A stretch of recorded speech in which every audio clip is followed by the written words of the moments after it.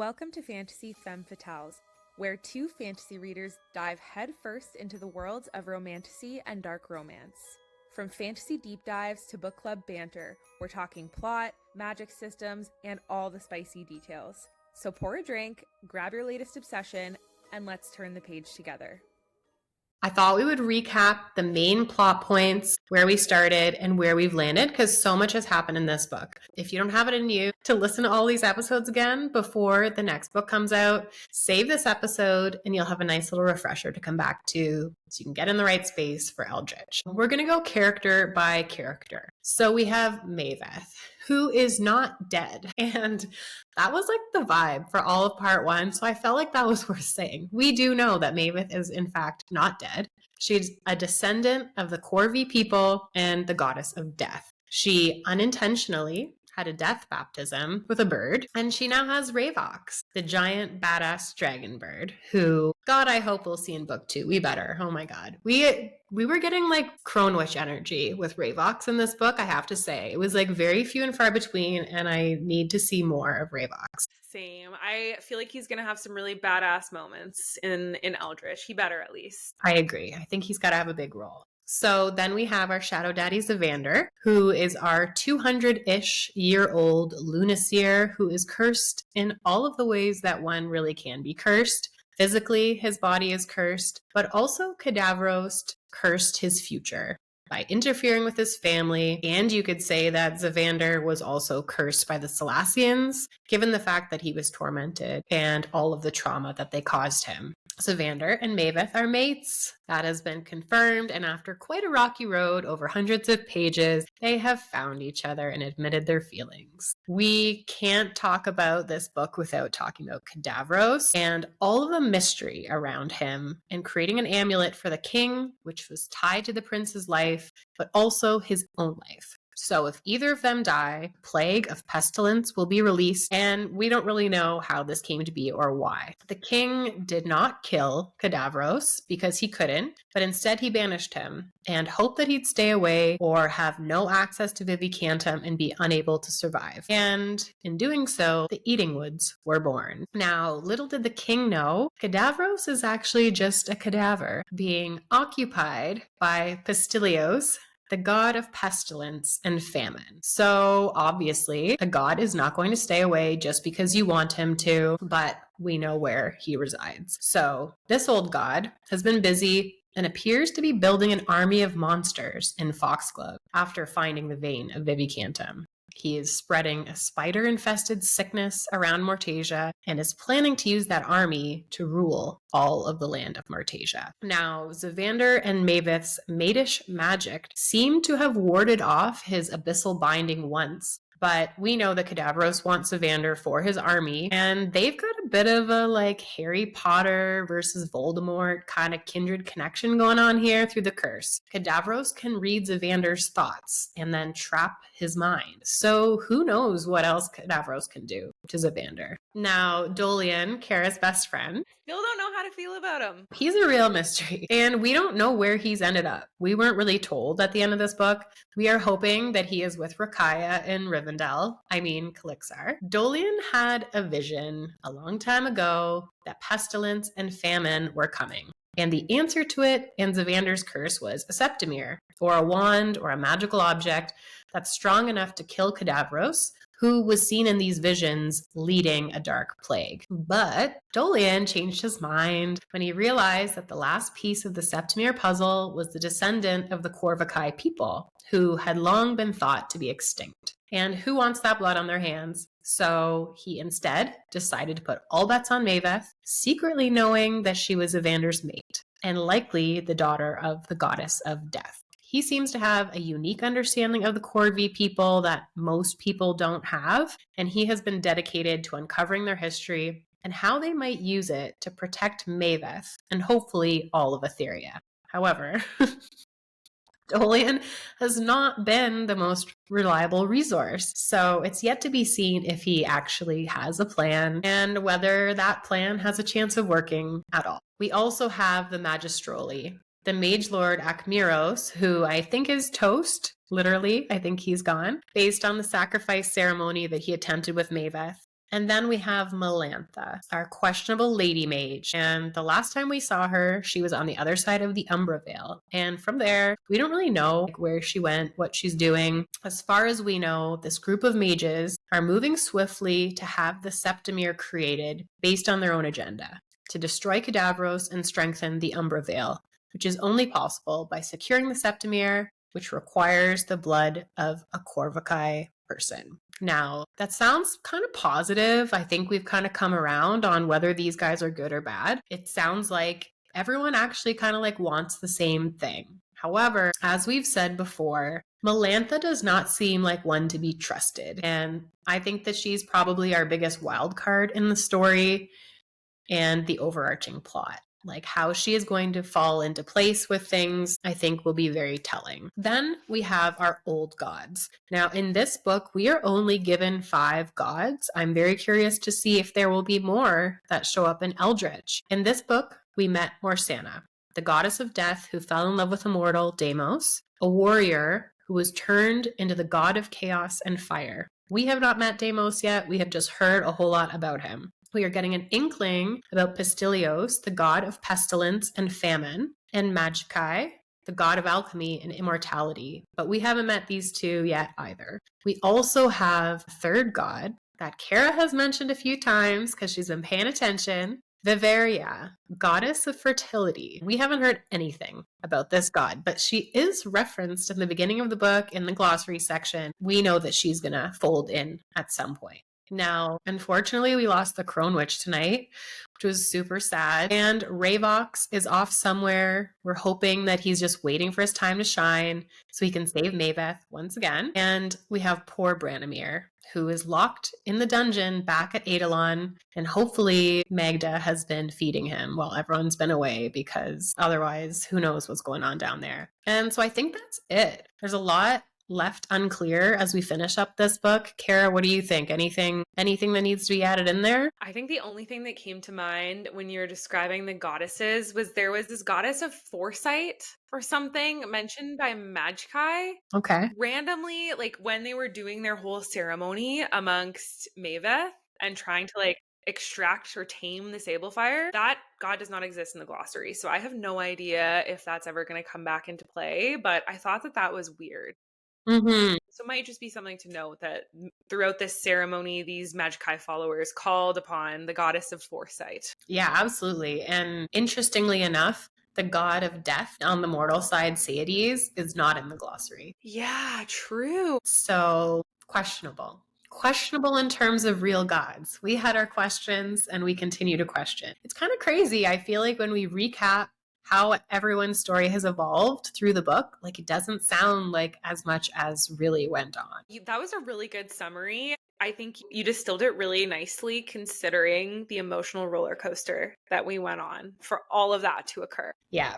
Okay, let's get into some predictions. This is really like our golden opportunity to see what we can crack before we get this book. And hopefully it won't be months. It won't be too long before we get it. I'm going to throw some things out here. I just want you to be ready because I don't know what you've got on your card, but okay. I think that Maevyth could be the child of Mortasia and Deimos. I think that like maybe Mortasia was pregnant when she was taken by Magicae. And because she was able to escape, she has now found a way to bring their child forward to fulfill the Corvi prophecy. And like when I say pregnant, I want to, imagine it as some sort of like magical kind of situation where like the timeline doesn't add up, but like Maevyth truly is the child of these two. We have Deimos, who was a mortal that was turned into the god of chaos and fire, which has a very strong connection to Maevyth. And then we have Mortasia, the goddess of death, which obviously there's a connection there. Yeah, we haven't really understood like who Maevyth's mother is. Like we haven't really been given any inkling towards her actual family and where she belongs aside from Mortasia. So I kind of love that. I kind of love that idea. And I also wonder too if that kind of connection could possibly have to do with her Maevyth possibly being a Lunaseer as well. If Maevyth was the love child of Deimos and Mortasia, I could kind of see that somehow converging to be a thing. Mm-hmm.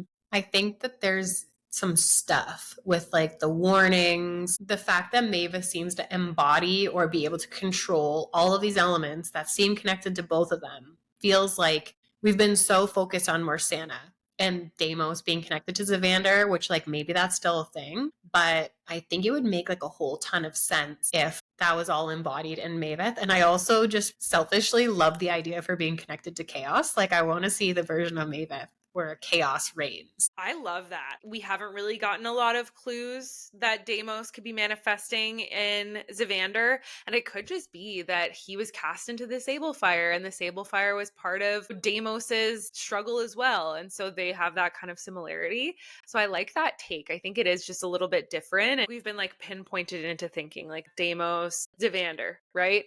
And so I really like the idea that Maevyth could just be like an extension of both of them. And the Sable Fire is what kind of connects her to Zevander. Yeah. And like, what a move if Mortasia really wants to like exact revenge against whoever it is that took her love away and captured her and all these things, then like, what a beautiful way to do it, to just like amp up that power. I think that connected to that Mortasia is maybe talking about Zevander when she keeps warning Maevyth, because maybe Mortasia knows that there's this connection between Zevander and Cadavros, this like mental bond that we were learning about in this part, and knowing that Cadavros is the god of pestilence. So Zevander is like super vulnerable to Cadavros' powers. And so Mortasia may know that like, even if Zevander has good intentions, he can't really be trusted because his mind is not his own. And Zevander has those fears for himself too, that like he can't trust his own mind and the space that he has been in. True. I think that in book 2, Maevyth is going to have to save Zevander again.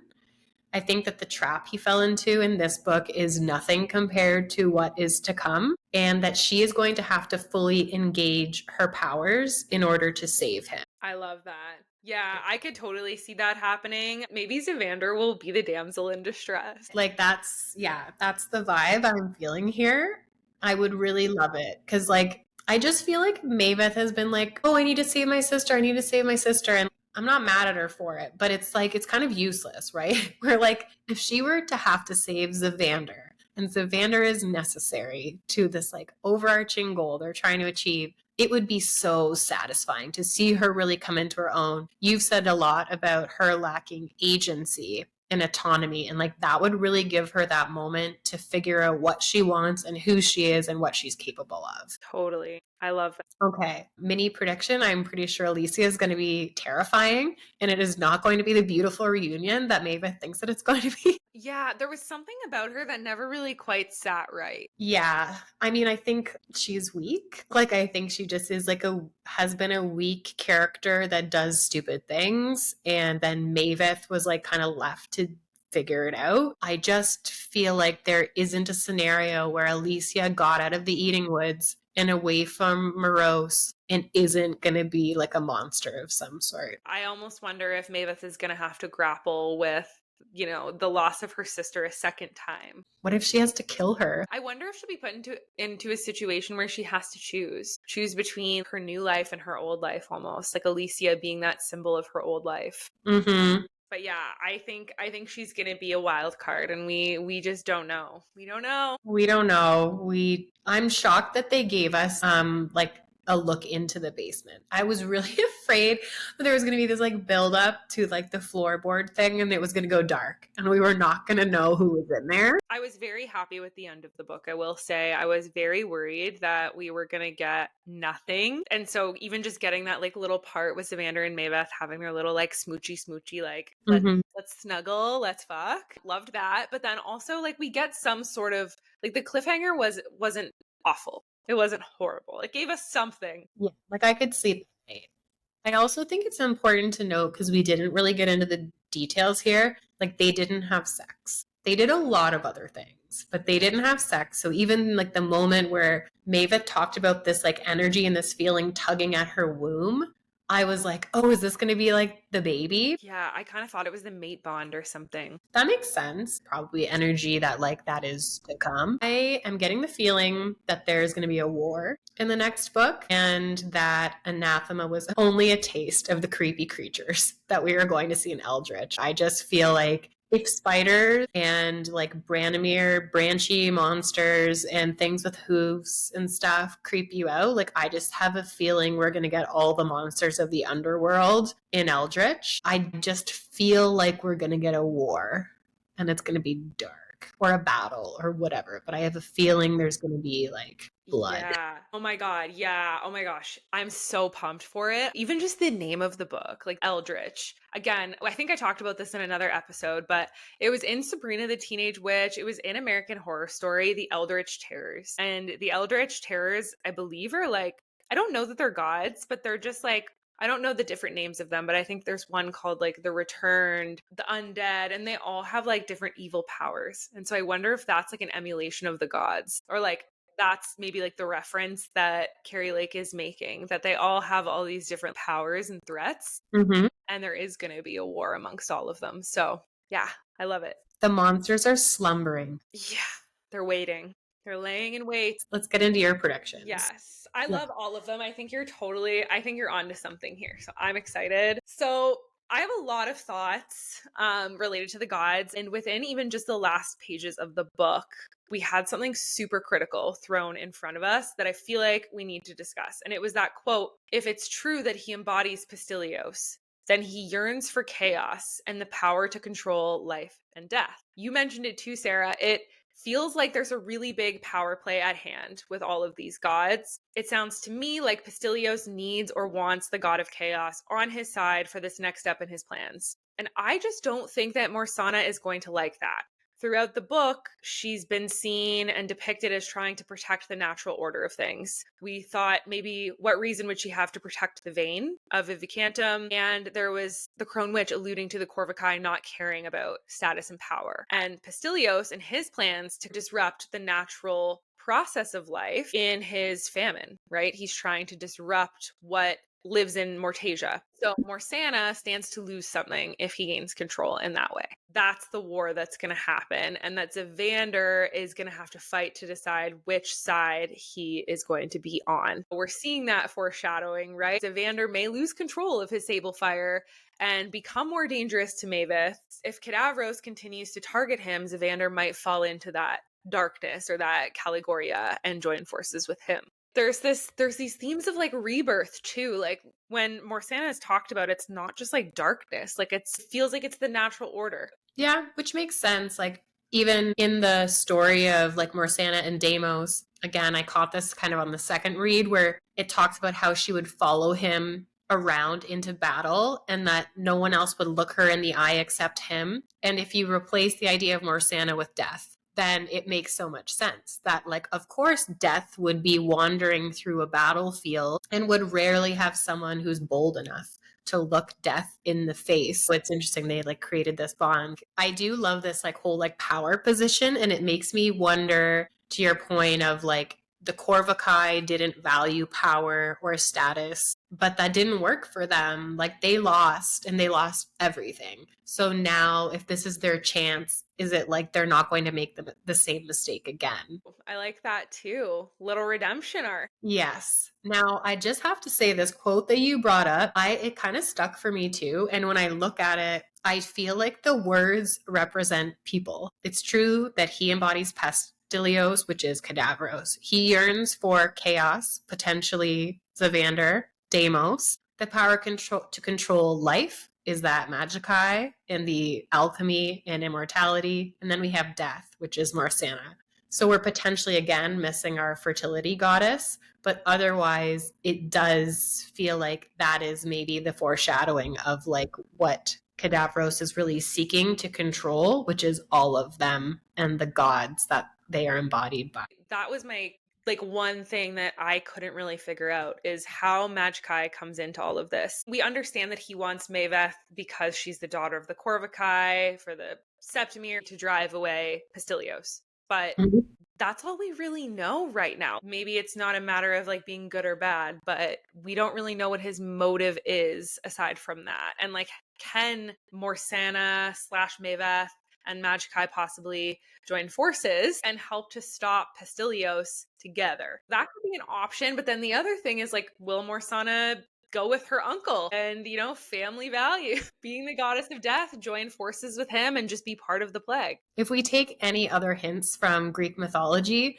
family means nothing. So that is the vibe that I'm getting, is like not a positive relationship between those two. But I really love that thought about possibility of them joining forces. And also it fits very well with the idea that it seems like, the mission that like Dolion and Zevander were focused on, and these mages and how they seem to have the same goal. But I think it would make a ton of sense that they have the same goal with different like motives and end points to that. But that if they were to like unite, they could be the force that could really push Pestilence out of the way potentially. So I hope we get so much of this in the next book that it's just like strategies and gods and wars. And like the politics behind the whole thing. Keri like did allude to it being a lot about Zevander. So I wonder if we'll get some flashbacks and start to like get some light shed on the reason that he was tortured by the Salassians, why Lady Rydane and Rakaya were taken and what all of that meant. But I know there's got to be more. There's got to be more to this. But I don't feel like I have enough evidence to truly make a call on where Mortasia will actually fall into all of this. We're just going on vibes right now, and we're just guessing the best we can. No. That's a wrap on our Anathema deep dives, but don't you worry. There is so much more where that came from. We highly recommend checking out our guide to the Eating Woods and Anathema episode, especially ahead of Eldritch. We covered so much that it's going to be worth going back to some of this content. And as soon as we get an inkling of a date, that we'll be screaming it from the rooftops for Eldritch's release on all of our social channels. So if you're not already, be sure to follow and subscribe wherever you get your podcast and social content. And we will be back, baby, as soon as book 2 is here, ready to dive back in and see where our Lady and Lord of Darkness are headed next. So until then, we have so many amazing bookish episodes in the work, and we love having you along for the ride. So please check out our page and read along with us. Would love for you guys to engage. Let us know if you have a book that you want us to cover, or even just have your own thoughts or insights about Anathema. And we'll see you next time.